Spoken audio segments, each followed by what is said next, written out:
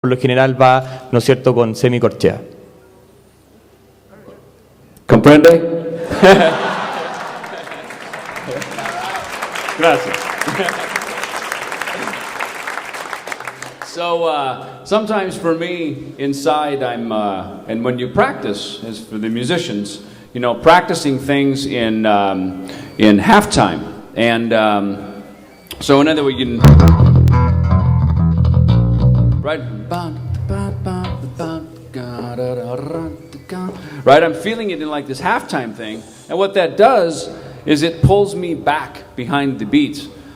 Doing these songs now, Sean Drover has like a metronome, like a light that blinks at him, so that he can see. So the tempos, and sometimes I come out on stage, I'm very excited, and I want to play, you know, push the beats, but the metronome helps us all pull back, you know, so that the songs, you know.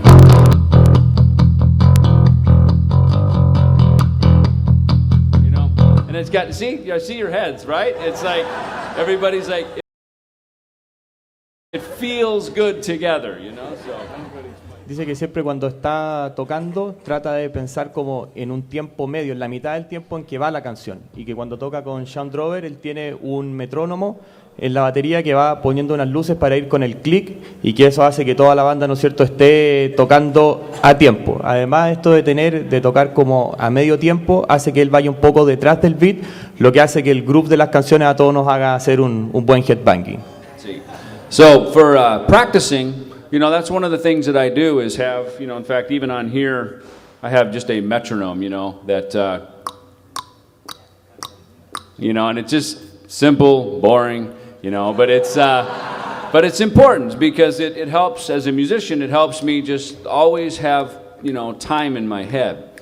So we were talking earlier, you know, I started playing on a keyboard, and then I played the saxophone, and then I got to the bajo when I was like age 11, and I started playing in rock and roll bands when I was 12 and till now. And you know, so part of what I learned was playing rock and roll music and heavy metal, of course, but I also listened to some jazz music like Jaco Pastorius, Stanley Clarke, Maynard Ferguson, you know, different players. And that brought a different side to what I do melodically. So when Dave and I started Megadeth in 1983, I had more to my bass playing than just being a rock and roll guy. You know, so parte contando, ¿no es cierto?, que tiene que practicar con un metrónomo que es de repente muy simple y muy aburrido, pero es lo que lleva a que tengas el timing dentro.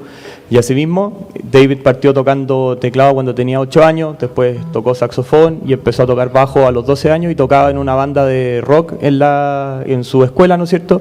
Y después tocó con otros grupos, pero también él escuchaba muchas otras cosas, muchas otras influencias, como por ejemplo Stanley Clarke, por ejemplo Jaco Pastorius, que hicieron que la influencia que él trajo a Megadeth cuando se juntó con Dave Mustaine en el 83 a empezar la banda fuera mucho más amplia que ser solo un bajista de rock así encasillado en un mismo estilo. So in playing, you know, sometimes we learn scales, you know, like just major, which is like happy, right? And then you play minor, you know, maybe sad, right?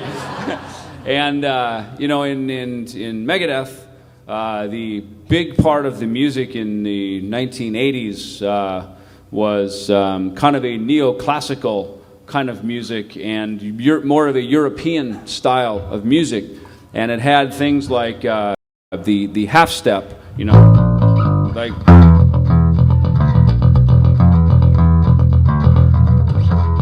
you know, and that kind of thing added this.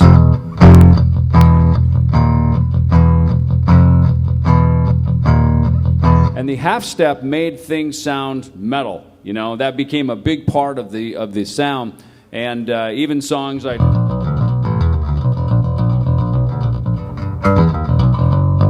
I have my 5-string bass. It's hard. The neck is wide on this, but that, you know, that little half step right there made everything, especially for Megadeth, gave us a very unique sound that didn't sound like typical American rock and roll. So. Bueno, ahí hace primero el ejemplo de lo que es una escala mayor, que suena como feliz, y una escala menor, que suena como un poco más triste, pero dice que gran parte del sonido de Megadeth se debe al medio tono, el tritono conocido, ¿no es cierto?, que viene por parte de la influencia europea que ellos tenían en el sonido, ¿no es cierto?, la New Wave of British Heavy Metal, que era la que inspiró básicamente a todos estos grupos.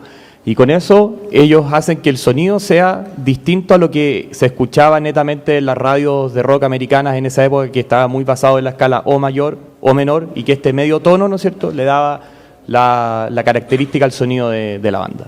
Perfect. In fact, I'm going to play something here that has a diminished kind of sound, right? Like, you know, diminished, right? Ahora va a tocar algo que tiene como este sonido disminuido.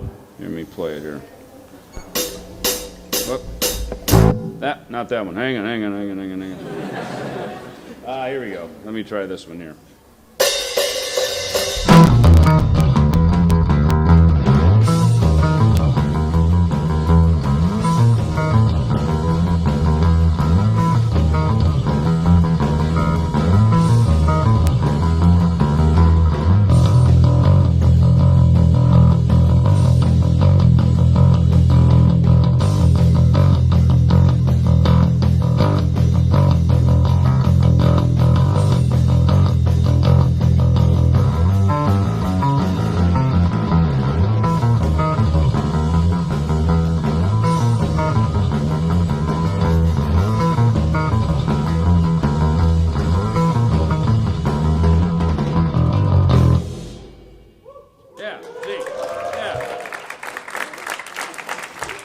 Again, it kind of has that, you know,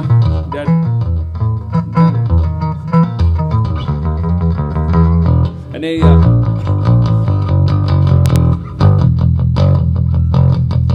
so that half-step movement is a big part of, you know, metal music. It's the thing that we like about it, you know, that makes it have its uniqueness. So, a la música, ¿no es cierto?, heavy, y que hace que a todos nos guste.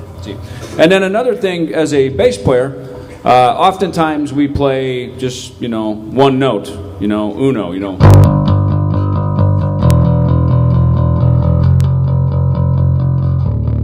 You know, we're playing sort of the root of the song. But there are times when the bass player can step out and do other things, you know, certainly, you know, Dawn Patrol.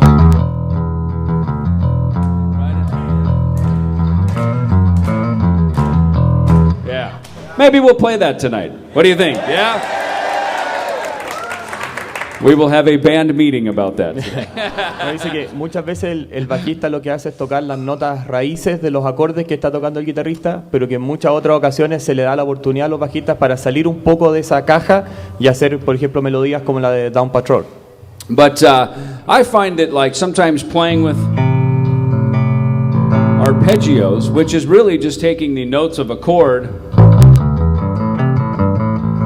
and just picking out certain notes to create a pattern. Back here, I'll play something that I have.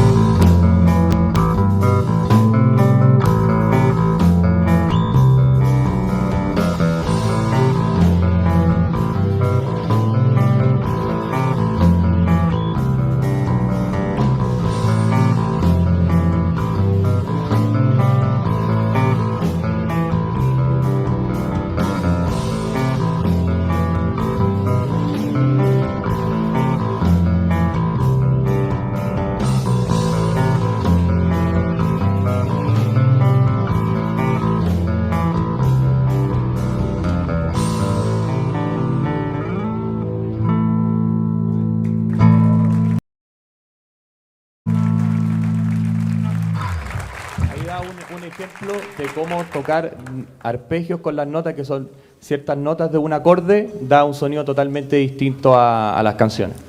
Many times, especially in a rock and roll band, the guitars, you know, are playing a lot, and the bass is simple, you know. So it's fun when the bass can be the complicated one. And the guitars, you know, are simple. And that's kind of a philosophy of mine, is that when the riff is busy, I play simple. When the riff is simple, I can be more active, you know, like say off the new album 13, Never Dead. You know, I played it. You know what I mean? And I'll keep my part a little more simple as the guitars are really ripping. But in My Last Words, you know, I can play that because you know, that's what the guitar is doing. You know, they're playing something that's, you know, and it's just a simple. That really is just a simple pentatonic. That's all it is. It's just a simple pattern. But when you play it really fast, for like 4 minutes, it sounds complicated.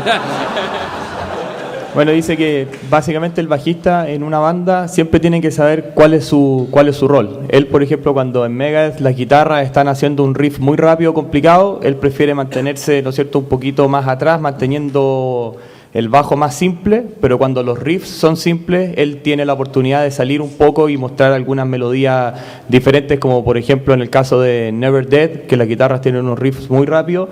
Él está haciendo, ¿no es cierto?, un riff muy sencillo, pero, por ejemplo, en el caso de My Last Words, cuando las guitarras están solo con los acordes, él va haciendo un patrón que es básicamente una escala pentatónica tocada muy rápido, porque como la guitarra está simple, él puede salir, ¿no es cierto?, salirse un poco de esa simpleza y poner melodía al tema.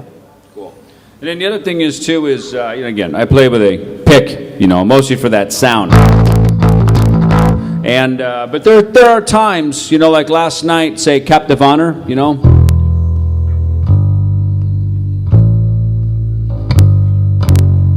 Or maybe the intro piece, or I'm sorry, the middle piece of Trust, you know, when there's like the.